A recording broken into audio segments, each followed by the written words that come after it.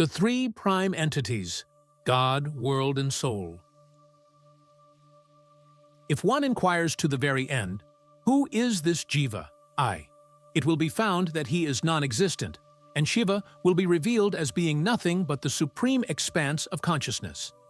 Thus, when the jiva, the seer, who with great desire saw this world, has disappeared, it is ridiculous to attribute reality to the world, the seen. Sadhu Om. Since the truth of the seer and the seen are one and the same, when the seer, i.e. the jiva, is found to be unreal, the seen will also be known to be unreal. The true nature of self, which was hitherto conceived in this trinity as being God, will then be found to be the only reality. After the above two prime entities, i.e. world and jiva, have disappeared, that which alone remains shining is Shiva, i.e. self. But although this is the absolute truth, how can the already dead jiva think of it as being non-dual? Sadhu Om.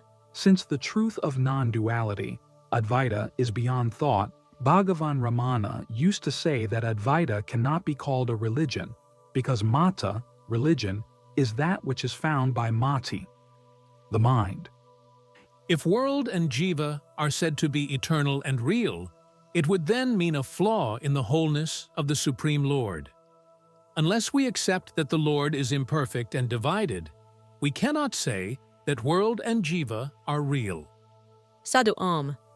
Those schools of thought such as Dvaita and Vishishtadvaita, which say that world and jiva are real, should accept that they are thus degrading God as a partial reality, or else they should give up their dualistic ideas.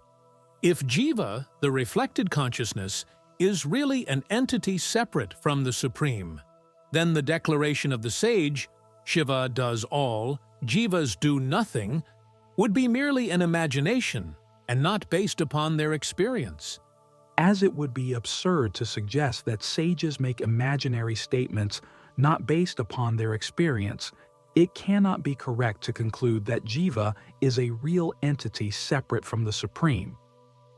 When the limited light, which is used to project pictures on the cinema screen, is dissolved in the bright sunlight, which enters the cinema, the pictures also will disappear instantaneously.